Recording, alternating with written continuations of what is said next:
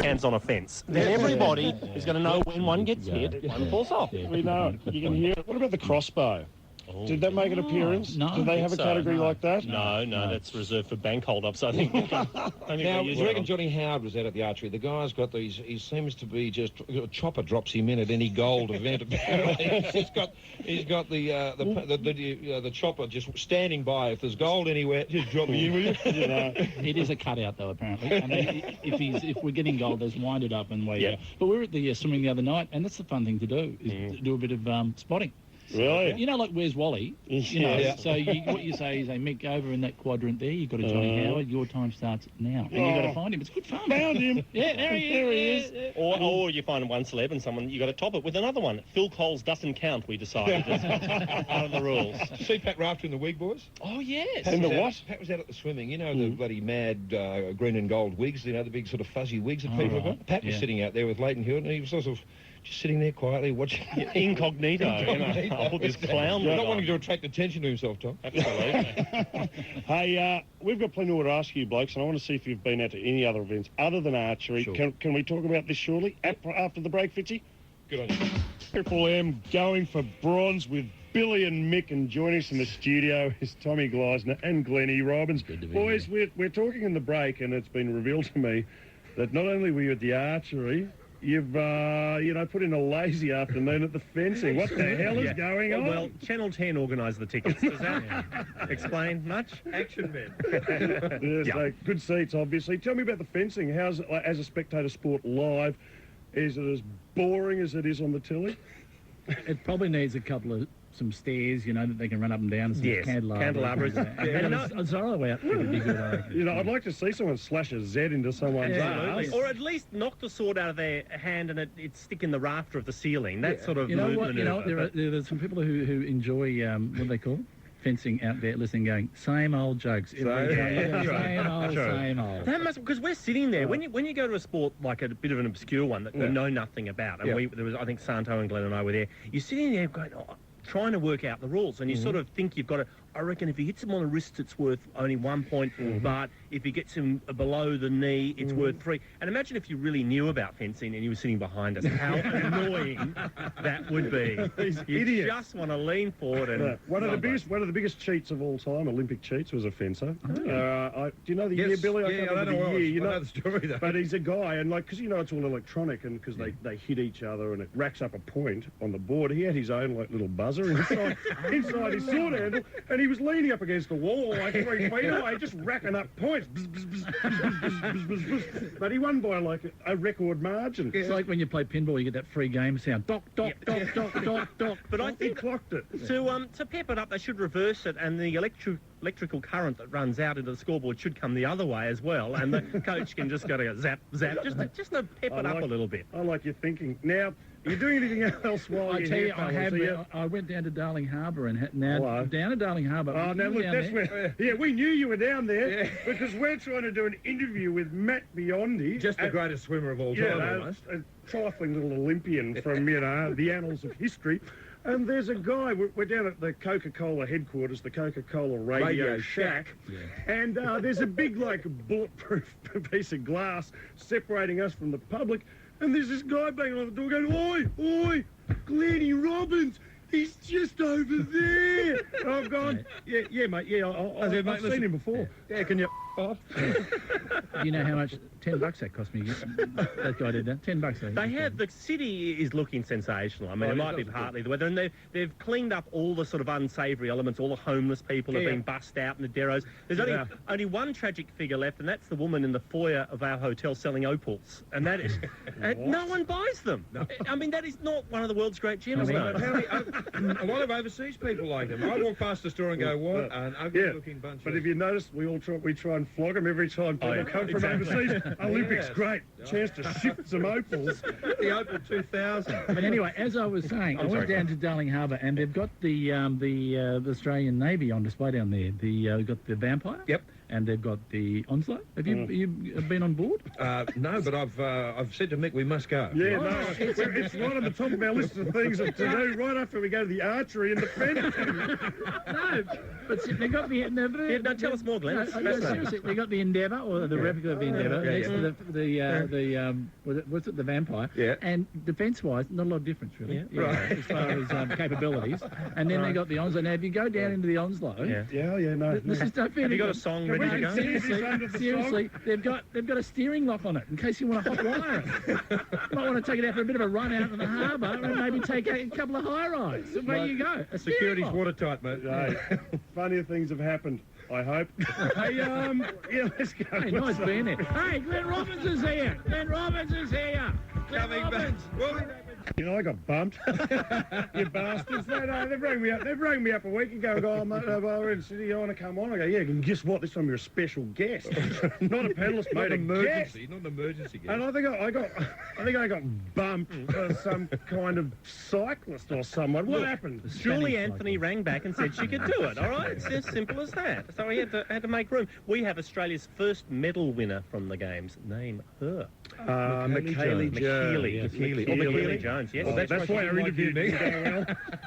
And, of course, Michael Diamond, who gold medalist in the trap as opposed to the double trap. Yeah. Did you see that before? Yes. That's Russell Mark. Wasn't it amazing? Man, I can't believe it. Mate, he's a lovely guy, Michael Diamond. And remember you had Russell Marks on? We did. Russell Marks was not only one of the nicest guys, but what a great guest. You know, Absolutely, yeah. I mean, the guy's a shooter. You don't expect him to be a raconteur. No. Well, even today when he got beaten for the gold, he says, oh, no, better bloke won. And it wasn't one of those token, through gritted teeth, I guess the better one. It was, no, I don't want to sound too tear-jerky patriotic, but the sportsmanship shown by the Thorpes, the O'Neills, the Diamonds, Russell Marks. Absolutely. Makes you proud. And Russell had put in a lot of training. I know he'd been up all night watching Taxi Driver. He had.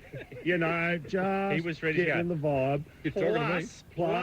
Plus, we have our opening ceremony tonight is going to be organised by Rick Birch, because Rick is joining us on the show. Good Lord, he's a bit cranky. Is that right? He's a bit cranky about the graffiti on the cauldron. Oh, yes. It's a DG. It looks dangerously close to a TG. It's been changed at the last minute, Tommy Gleisner. The guy's just owned up to it so happily. Yeah, that was me. I did it a couple of months ago. I know. That was bizarre, wasn't it? I thought it'd be... Well, I thought you might have just put, I was here. Yes. And then sort of lay claim. But putting DG, thinking, no one will get this. When you wander out at Homebush, you just see people standing along the main strip there with their hand in the air like that. They're getting their photograph taken. And apparently what they're doing is they're lining themselves up with the flame. Right. So they look like the Statue of Liberty. Yes, and a dickhead as well. Yeah, but I'm the only one who went out fully dressed. As the Statue of Liberty. Must try harder, Sydney-siders. Absolutely. So that's it. It'll be a big show, as per usual. A lot of Olympic talk, I imagine. So. And now... There's no other news. I mean, I'm scoured. The closest I got was Women's Weekly. The headline was, Jono Coleman, my battle with diet pills. And I thought, it couldn't have been a very serious battle. Hey, and there's a real bombshell. Hey, but I've got to tell you, the newspapers here in Sydney, I mean, they have to try and find some other sort of story, some non-Olympic story, but they love to run it under the Sydney 2000 Olympics banner. So there was Meg Ryan and Russell Crowe snapped by a butcher, I think it was. It was one of those grainy little shots. Geez, look who that is, you know.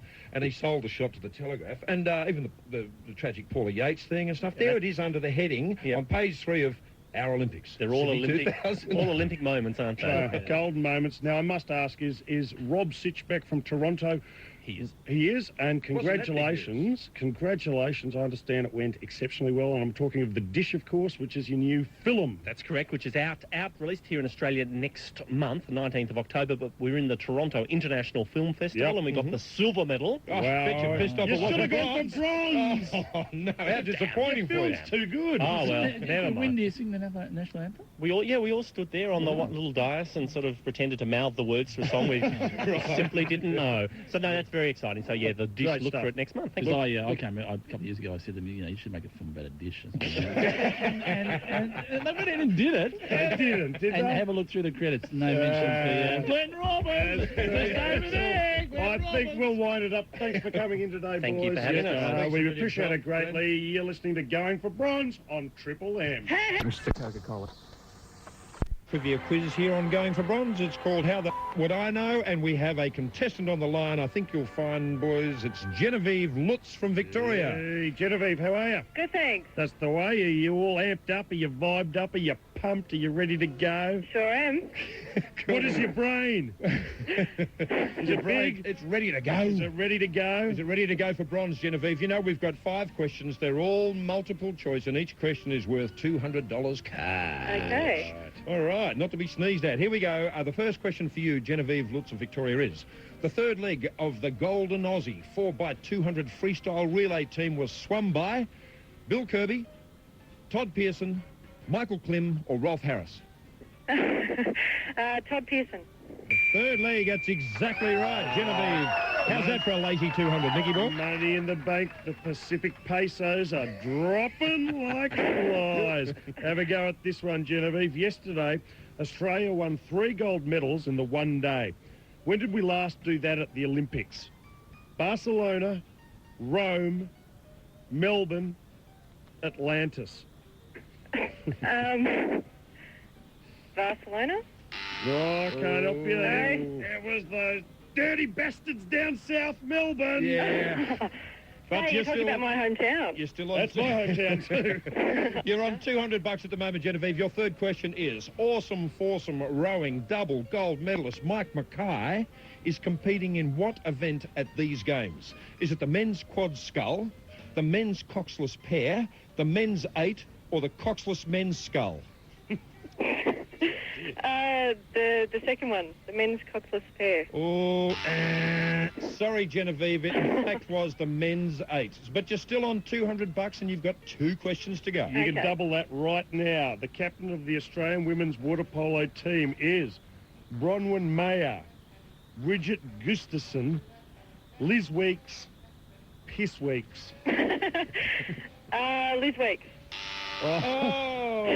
That's $600. You and me get to split after the show. We are looking good. In fact, the captain of the Australian women's water polo team was Bridget Gustafson. Oh, okay. Okay, last question. Here you go. There's still a chance to double your money. Susie O'Neill won gold in the 200 metres freestyle. Who won the bronze? Claudia Pole, Martina Morovkova, Luna Wang, or Ji Long Dong? Sorry, Ji Long Dong is what I should have said. How the would I know? Wait, you got Claudia Pole, Martina Morovkova, Luna Wang, or Ji Long Dong? Would you like some thinking music? That's all. Quick, have a guess. A, B, C, or D? Oh, look, I don't know. I'll just guess the third one. Third one, Luna Wang. In fact, it was Claudia Pole. Okay. Which sounds painful, I know. Sounds like some kind of disease. Sounds like when the cat jumps up on your lap, you know. Now, Genevieve Lutz of Victoria, you have still won $200, which is not a bad day's earn for getting on the show with Billy and Mick, is it? No, it's not too bad at all. Thanks very much for joining us, Genevieve, and we will look forward to another episode tomorrow of How the Would I Know? Thank you. This is Triple M's going for bronze, thanks to Coca-Cola. Cap off the games. Up next, the guys talk to Ron Clark. And it's a pretty exciting moment here on the program because we're about to introduce a dead set legend. Yeah. Ron Clark's his name, is one of the greatest middle distance runners this country's ever produced. 17 world records between 1963 and 1968. At one stage, Billy held every world record for distances between 2 miles to 20 kilometres. And we will never be able to forget that amazing footage of him and John Landy helping each other out as they went round the tan. It was great. The reason we've got him on is because he bagged a bronze in 1964 Tokyo over 10,000 Ks. Please make him welcome, Ron Clark.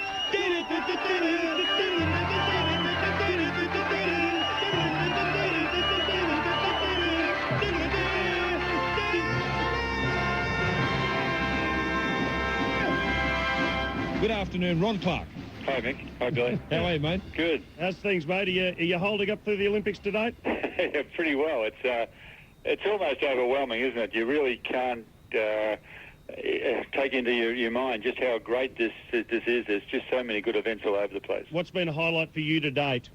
Well, I has to be Ian Thorpe's 400 metres, or I don't know, 400 metres, or the way he finished against Gary Hall Jr. in the That's right. 4x100. You know, I think they rank equally. They do, mate. We were talking about that yesterday. I think that final leg swim in the relay was one of the classic swims, wasn't it? That's to be. I mean, a guy who's not the quickest. He's a 400 metre specialist, and he's out-kicked a 150 metres, 100 metre specialist also as a sprinter, you know, a 50 metre sprinter as well. Yes, exactly. Hey, Ron, it's great to hear someone from the golden era of Australian sports like yourself acknowledging the youngsters today, because you really did. You went round with the greats. So Dawn Fraser was going round at the same time as yourself. Betty Cuthbert and all that sort of guy. That's right. In fact, I just had lunch with Betty Cuthbert today. Did you? How was that? Yeah, she's great. Wasn't it great to see her in the opening ceremony, Ron? Wasn't it ever?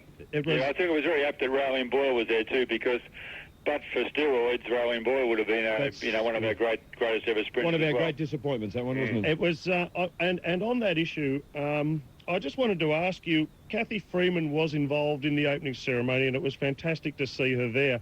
I read a disturbing article in The Australian yesterday that said she's been inundated or become famous since that incident, and now within the Olympic Village, everywhere she goes, people are like taking a photo and taking her aside. Do you think, as a side effect to what she did, it might affect her preparation for the 400? No, I wouldn't think so. It's always happened in Olympic villages. I mean, she would have been famous anyway. I don't think that's just another feather in her cap, but she was, after all, the world champion. She's the hometown girl. I think people would have been doing that anyway. Yes, and what about Perec? Can I ask you? She's been a real smoky. She's been kind of dodging Freeman. She's turned up. No one's seen her. What do you make of all this? Well, first of all, she's French. I think that's all we need to know, Ron. That's right. I think you've got it in a nutshell. Yeah. They're a bit quixotic. Believe you me, she's a great runner. Yeah. And Perec at her best would probably beat Freeman. I mean, Perec is sub-48 material at any time. I don't know that Kathy can get down there, but I don't think Perec is really at her best. And I think Freeman would be very hard to beat this year. I think Perec's just... but she's going for a third gold medal in the one event. That takes some doing, and she's a very proud girl. But I would... if you got any brick houses at all, I think I'd put it on Kathy. Ron, can I ask you this, mate? On the drugs issue, did you come out sometime in the last 12 months and say that you think it's a fight that they can't win, and that drugs of some description are going to have to be allowed into sports generally soon? No, what I said was that they're trying to cast too big a net. And I believe that they should be concentrating on the main drugs, but they shouldn't be doing anything that, and they should be looking at the sports that they affect. I think it's a nonsense to try and stop somebody playing soccer or hockey or something because they've taken too more steroids or whatever. You know, it doesn't really make any difference in those sorts of sports. What are the ones that does? It does make a difference in track and field, and does make a difference in weightlifting and in swimming. Ron, I also wanted to ask you yourself won bronze in '64. That's why you're talking to me, is it? That's why you're on, buddy. You finally got it right. After winning all those races, you knew where... I'm talking to Herb Molloy or anyone else. He's the bronze medalist. Herb who? Hey, I just wanted to say, from that era you raced in, like, I heard yesterday the gold medal today can be worth $4 million in sponsorship. I mean, what was it worth to you in your day? Well, it's pretty interesting. Nothing. Obviously, golds weren't anything either. It's not. I don't think it's the same. I'm not too sure that sponsorship depends on the sport you are. I think Stuart Redgrave would be a multi-millionaire, and he's really struggling for a living. He's won 4 golds in a row. I remember, if you want to do a comparison, the way different people are revered. I ran against a guy called Michel Jarzi, for a Frenchman who was very well known in France, and he failed, as you were, and he was expected to go every won the 5,000 metres. He went home, and he had 20,000 people waiting for him at the airport saying, "We still love you, Michel." Really? I went home and met my family, and the only bloke that I passed was a baggo, and he said, "What happened to you, you mug?" That's Australia for you. Okay, Ron, look, I just wanted to say before we go, we saw a reasonably ugly incident in the track and field before the game started, and it was one distance runner kind of involved in some kind of imbroglio with another one, and I always go back to the footage of John Landy and yourself as a great barometer of what's right about track and field. So thank you very much for joining us today. Yeah, it's changed a bit, hasn't it? It has indeed. Not for the best, but not to worry. Thank you, sir. Thanks, Keep up Mick. the good Thanks, work. Billy. And thanks for your time today. Lovely to talk to you, Ron. Thanks, mate. You're welcome.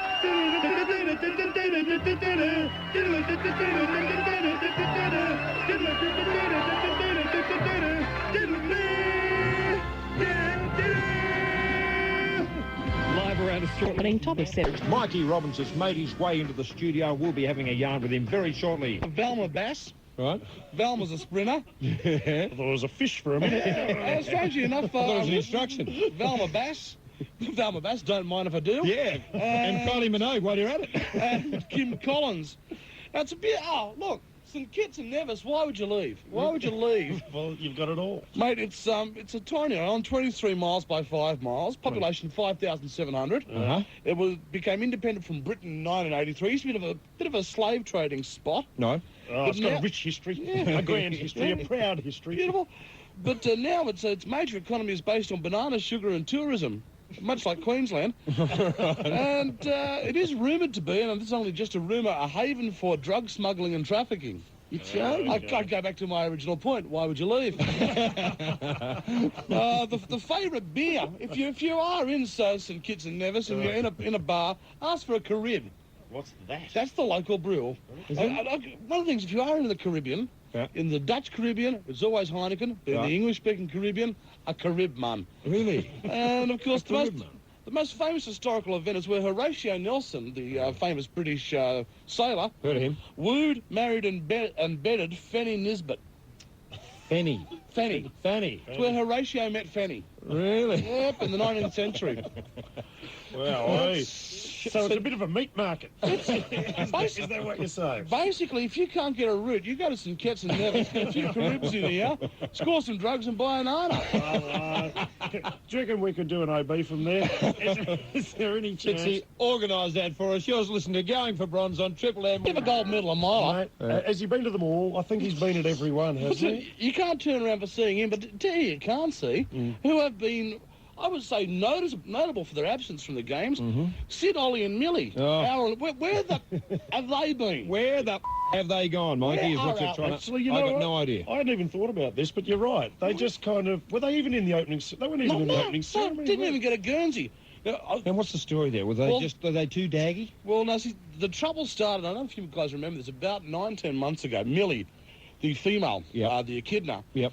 there were calls to desexualize her. This is true. Right. And she had a breast reduction. Right. Because they put... See, I knew something was wrong the moment they put boobs on an echidna. Yeah. Yeah, you That's right. got trouble there. That's right. Hey, we've all been there. Yeah. The echidna has one of the strangest mating habits of all of the marsupials. The female echidna... Yeah. Stop me if I'm you... going for the pen and paper. Yeah, no, I'm no, writing no. this down. Stop me if you've heard this. What happens? The female echidna, when she goes on heat, will start walking slowly through the shrub Yep. until she gets a collection of 6 or 7 male echidnas behind her. And the one who keeps up has a go. Is that right? So it's like this sort of... And occasionally several will try and have a go at once. It's like an Olympic event. It is. I wouldn't Like mind a seeing marathon. that. Actually, there's a market for a echidna porn, but anyway, Sid, Ollie and Millie have been sadly missing. Good Lord. But there is a big tradition of this, because the Olympic mascots have been duds, going back 20 years. Okay, Go on. Atlanta. Izzy. Izzy, what is it? Remember? What was it? It was called. It was designed randomly by a computer, and it was embarrassed the week after. An afterthought. Let's go back to Barcelona. Kobe, looked like a cross between a dog and a carpet tile.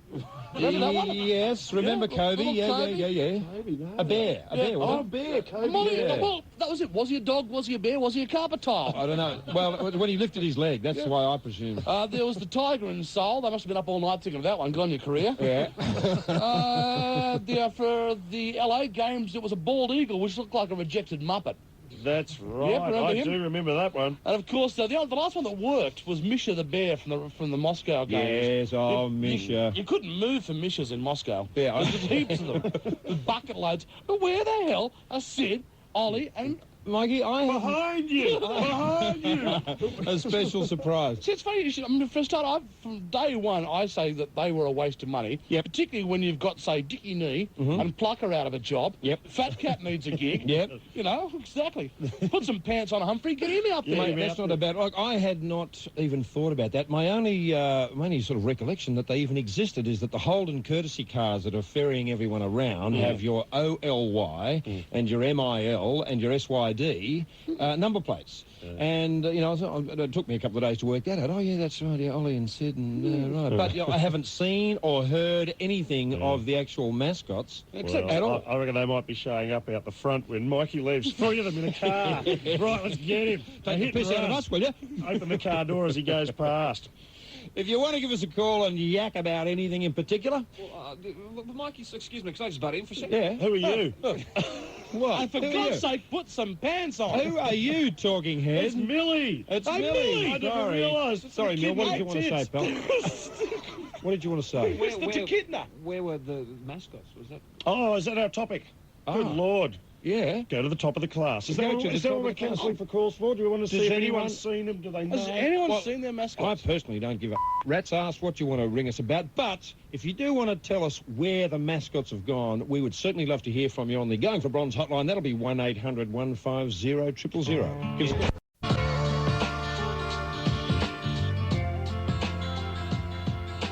On Triple M, it's Going for Bronze, thanks to Coca-Cola Cap Off the Games with Mick and Billy. Very nicely said, Fitzy. Now, we have thrown open the phone lines to see if anyone out there in listener land has got any idea whatsoever where Sid, Millie and Ollie, these so-called supposed Olympic mascots, have gone. And unless I'm mistaken, Angela Zammit might be our first call. Are you there, Angela? Yes, I am. How are you? Very, very well, thank you. Okay, I have it on good authority that the 3 of them have actually split up and are on tour at Westfield's nearest to you shortly. And what are going to be toys? So they're actually touring Westfield. They're actually visiting Westfield. Oh, no. Oh, magic. I hope they haven't been double booked against the Paddle Pop Lion. That's going to end in tears. I tell you what, the worst week of my life was I was 19 years old as a student. I did 2 weeks in a Maitland shopping centre as Icy Bear. Oh, good Lord. Talk us through that. Talk us through it. And what was Icy's, pet trick? What was Icy famous for? For standing still while kids try to kick your second anus.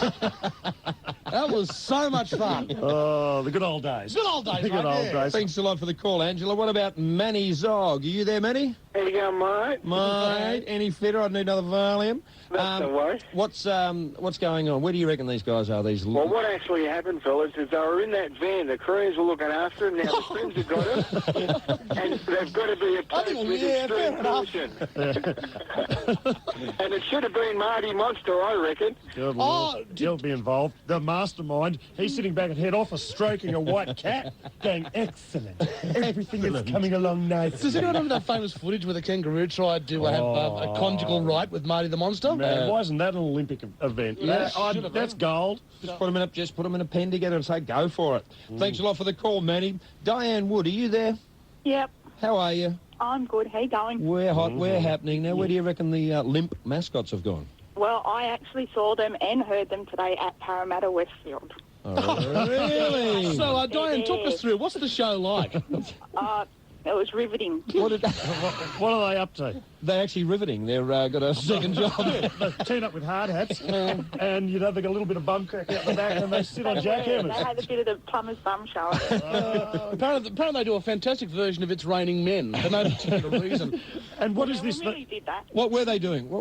Just a little show out at sort of the stage at a shopping centre or something, was it? Yeah. And what did the show involve? But, well, to be honest, I didn't actually watch the whole show. I see. Everyone's a It was critic. a bit much for me. Right. But, yeah, the kids are loving it. But did they speak or did they just jump around? No, they just jumped around. There you go. They were mine. I tell you what would really improve that show. Right. Michael Diamond. Yes. Maybe they could hand them out as fluffy toys to shooters when they win. Little versions. Thanks a lot for the call, Diane. And now we've got someone here who wants to keep their identity a secret. Mr. X, why would you want to keep your identity a secret, pal? My boss mate found out. Eh? What? My boss mate found out. Hey, your boss mate found out. I think you might know already, You might know already. Yeah, that Chinese accent's giving you right away. Aussie. Hey, what have you done, buddy? I went and got myself a $5,000 fine. Have we got Jimmy Barnes on the I line? don't know. What are you doing? Is it Scottish or Irish? I don't know. What is your story, Mr. X? Why are you ringing us? Don't you know, I done a streak last night, the first ever Olympic streak. Are you dead serious? What's that? Are you dead serious? You were the man who streaked during the soccer? Yeah, I got off. It was the last minute. It was about 30 seconds to go. And the Aussies were getting beat 2-1, and I thought I'd give them a cheer on. If the Matildas can get their kit off and get paid for it, I can do it for a freebie. So, Mr. X, did they catch you? Yeah, they caught me, but they're fighting their hands out. He went Been my down wee fighting. white wobbly bum going as fast in my life. He went down swinging. Hey, we're going to have to, I think to prove this, put you in a genital lineup. Yeah. And I think if we can identify you successfully as the man, you're nicked. Yeah, and we'll put a medal around Mr. Happy. I'll give us 3 or 4 big fellas around Sydney to stand in with me. I can't understand what he's saying. I don't know about you, but it does sound like, yeah, hi, I'm Jimmy Barnes. I'd just like to say I love listening to Going for Bronze. I think we're done. Are we all done? Are we all sold? I think so, Mr. X. Well done. Don't do it again. No, mate, but... Put it away, son. Put it away. Go on. Keep it in your pants for the rest of the games, buddy. We got any more calls, girls? That's it. We got to say goodbye to Mikey. Mikey, thanks a million again, Thanks for pal. sitting in again, buddy. We'll see you on tomorrow. I'm interested to find out what little country Mikey's going to give us some info on tomorrow. I'll get no sleep tonight. Don't tell us, Mikey. Don't tell us. Only one more sleep. Crazy times. This is Going for Bronze on Triple M. Triple M's Going for Bronze. It's all thanks to Coca-Cola Cap Off the Games with Mick Molloy and Billy Birmingham. No one can argue with that, Fitzy. Yeah. That was the truth you spoke then. Right again, you are. Now, boys, is Bruce McAvaney still broadcasting? Haven't you seen him? Well, I've seen seen him today. floating around. Can you just check, Fitzy, open the door, will you? Yeah. And speaking of barring up, let's go out to the women's beach volleyball now. Here's Sandy Cracks at Bondi. He's still there.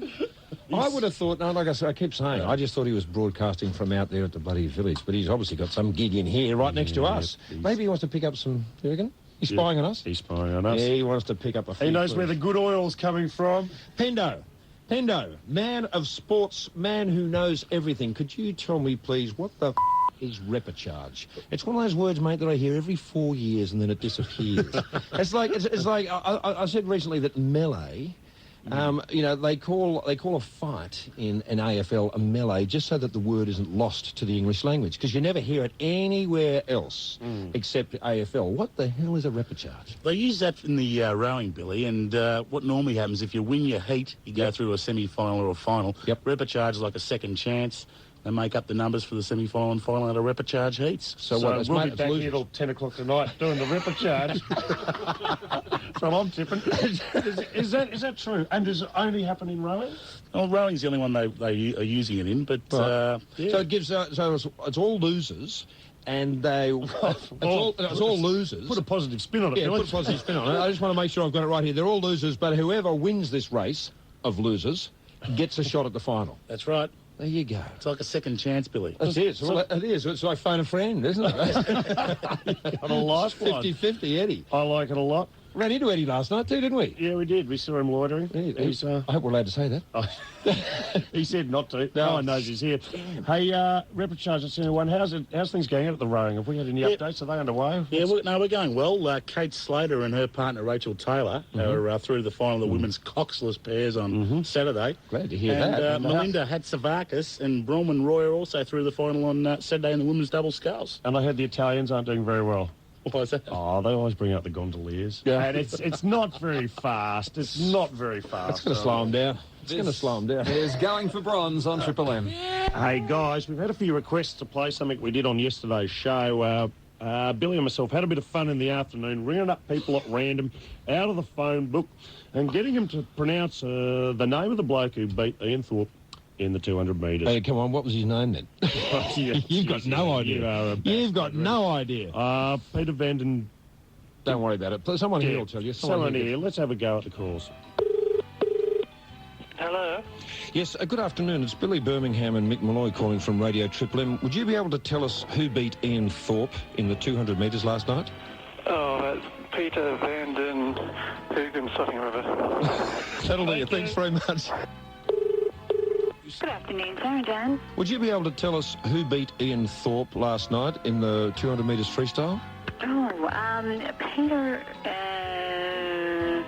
let's see, Vander Higgins. That's it. Close, You've got it. Good afternoon, Vandermeer Bonzo. Sue speaking. Who beat Ian Thorpe in the 200 metres freestyle last night? Oh, is it that Vander Hyman or whatever? I don't know. That was pretty close. That was pretty close. Say it again. Please, Peter. Vander Hyman. I've no idea, really. I think he broke more than a record. I think so. Thanks a lot. Okay, bye. Good afternoon, Vandenberg Design Team. Diane speaking. Sorry, what was that name again? Vandenberg Design Team. Right, well, I'm guessing you'd know who beat Ian Thorpe in last night's 200-metre final. I've got no idea. Right, I think he works for you. I doubt it. No, did you know the name of the Dutchman? Van something. Hang on, I'll just ask someone. No, have a go at it yourself. Have a go at it yourself. Come on. Peter. Vander Hugen or Van Hugen Van. Not bad. Would you like to come back tomorrow night and play for the Cars? Hello, Thundercords. Would you be able to tell us who beat Ian Thorpe in the 200 metres freestyle last night? Do you want some thinking music?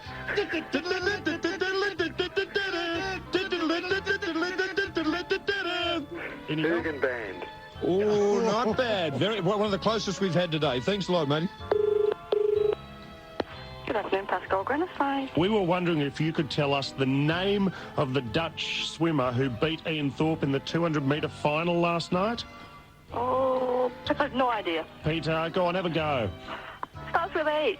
No, it doesn't. Well, it actually starts with a van, like most Dutch names. Oh, Van Housen something. That's right, Peter John Michael Van Housen. Yeah, that's it. I think that was it. Mr. Hollywood. That was a pretty good answer. Thank you very much. Bye. Good afternoon, Demolition Engineering. Could you tell us the name of the Dutch swimmer who beat Ian Thorpe in the 200 metres final last night? Peter Van der Hoeken. Oh, not bad, not bad. You were missing about 10 syllables, but you were very close. Thanks a lot. Bye. Okay, bye. Association, Anna speaking. We were just wondering, would you be able to tell us the name of the swimmer who beat Ian Thorpe in last night's final? Yes, Peter Van den Hoogen Band. You show off. We have a winner! Yeah! You show off. What's your name? Kyber Sandstone. Kyber Sandstone is the horse that Matt Ryan rode to gold medal yesterday in the equestrian event. Yeah. I got the only interview with Kyber Sandstone. I had to get up at 4 a.m. in the morning. You were still pressing the sheets. In fact, most of the world was still pressing the sheets. But the unfortunate thing is these horses, or I get up so early. Here's what happened. I got Kyber Sandstone on his mobile.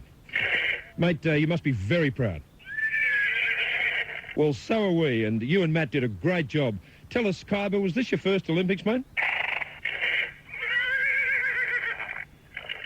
Well, we hope it's not your last either. Now, where is your medal at the moment, Kyber? Is it hanging up in the stable somewhere? Really? Oh, really? You're still wearing it? Well, that's understandable, I suppose. Now, listen, how did Matt ride you yesterday? Were you happy with his performance? Really? All over your back? Oh, it's a bit rough. Well, it certainly was a great performance, Kyber, under obviously difficult circumstances, and we congratulate you and Matt and all the others on a great gold medal win. Kyber Sandstone, thanks for joining us. That was amazing. Exclusive. A Triple M exclusive, boys. No one go near him. No, he's hot. Don't touch him. You'll scorch yourself. We're riding him home What's tonight. going on tonight, boys? Hey, Hendo, what's happening at the pool tonight? Is that the big ones? Big one tonight. Susie O'Neill, Matilda Butterfly, with Patria Thomas. Madam Butterfly. Will we see the start tonight? Hopefully we will. Yeah. What time's it on again? It's on at 7:45. Right, and what time is Channel 7 covering it? 7:46, I think you'll find, Mick. Regan Harrison and Ryan Mitchell are up in the 200 breaststroke final. Yep. Two blokes you'd know well, wouldn't you, Billy? Who are they? Yeah. No, never forget them. Yeah, right. No, they're great. But a big cracker tonight, the men's 100 freestyle final. We've got our Peter Vanden, the man himself, Popoff, Michael Klim, Gary Hall Jr., Good and Lord. Chris Feidler. Oh. Your tips? Who do you like? Oh, man, I like a lot. I'm going for the quaddie. Let's go Dutch. Let's go, Dutch. We're going. Clem, let's go. Go, Clem. All righty. I think, are we done? Are we all done? Are we all silent? I think it's going to have to be a big night to top last night's Susie O'Neill's 175-metre swim. We're Goodbye, done. Australia. Thank you. Go to Kookaburras. You've been listening to